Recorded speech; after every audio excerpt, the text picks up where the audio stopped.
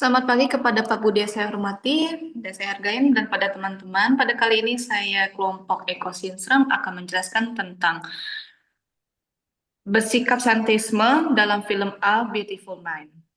Adegan yang menunjukkan sikap saintisme pada John Nash dalam film A Beautiful Mind. Sikap saintisme John Nash terlihat dalam beberapa.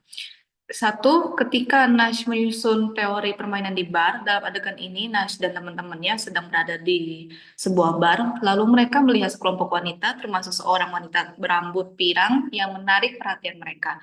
Nash menggunakan pendekatan matematis untuk menentukan strategi terbaik agar mereka semua mendapatkan pasangan tanpa saling menghalangi. Ia menyadari bahwa teori ekonomi itu klasik tentang persaingan sempurna.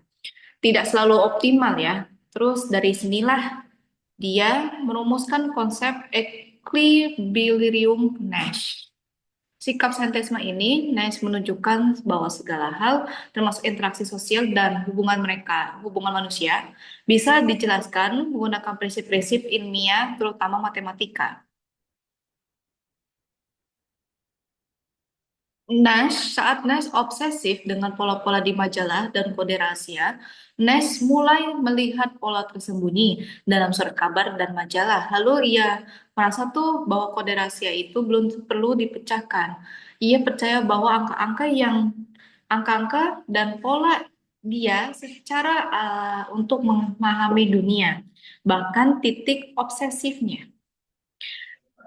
Sikap saintisme Nash percaya bahwa realitas bisa dijelaskan sepenuhnya oleh ilmu, pengetahuan, dan logika, bahkan dalam hal-hal yang subjektif, sifatnya subjektif ya, atau imajinatif. Selanjutnya, Selanjutnya yang C, ketika Nash menolak metode tradisional dalam belajar dan mengajar. Saat universitas, Nash sering mengabaikan metode konvensional dalam belajar dan mengajar. Ia lebih suka mengembangkan teori sendiri daripada mengikuti teori yang sudah ada. Bahkan, ia tidak menghadiri kelas dan lebih fokus pada penelitian mandiri. Pada sikap saintisme, ia menunjukkan keyakinan bahwa ilmu pengetahuan, khususnya matematika, adalah satu-satunya alat yang valid untuk memahami dunia dan bahwa metode lain tidak terlalu penting. Yang D, adegan Nash menggunakan logika untuk membuktikan halusinasi. Saat Nash mulai menyadari bahwa ia mengalami skizofrenia, ia mencoba membuktikan sendiri bahwa beberapa orang dalam hidupnya hanyalah halusinasi. Ia menggunakan logika dengan menyimpulkan bahwa anak kecil yang selalu muncul dalam penglihatannya tidak pernah tumbuh dewasa. Pada sikap saintisme, Nash mengandalkan metode ilmiah dan rasionalitas untuk memahami kenyataan, bahkan dalam menghadapi penyakit mentalnya. Selanjutnya nomor 2 akan dilanjutkan oleh teman saya, Vito. Yang kedua, mengapa sikap Nash bisa dinilai sebagai sikap saintis? Sikap Nash bisa dikategorikan sebagai sikap saintis karena A. Percaya bahwa ilmu pengetahuan adalah satu-satunya sumber kebenaran. Nash selalu berusaha menjelaskan berbagai fenomena di dunia dengan teori ilmiah, khususnya matematika dan logika. Ia bahkan menerapkan dalam aspek sosial dan emosional, yang seharusnya lebih kompleks dan subjektif. Yang B. Menggunakan metode ilmiah dalam segala aspek kehidupan. Dari menentukan strategi terbaik dalam interaksi sosial hingga membuktikan bahwa ia mengalami halusinasi, Nash selalu menggunakan pendekatan rasional dan berbasis data. Ia tidak mudah percaya pada sesuatu yang tidak dapat dijelaskan dengan ilmu pengetahuan. Selanjutnya akan dijelaskan oleh rekan saya, Cio. C. Mengabaikan atau meremehkan pendekatan non-ilmiah. Di awal film, Nash sering menolak tradisional.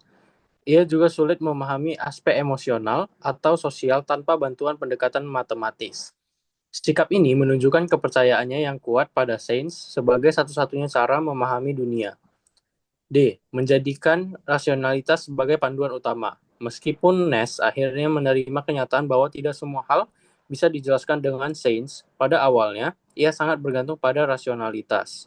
Bahkan dalam menghadapi penyakit mentalnya, ia lebih percaya pada bukti dan logika daripada perasaan atau intuisi.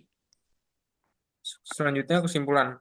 Kesimpulannya dalam film ini, sikap saintisme Nash dalam A Beautiful Mind terlihat dalam caranya memahami dunia melalui ilmu pengetahuan dan logika.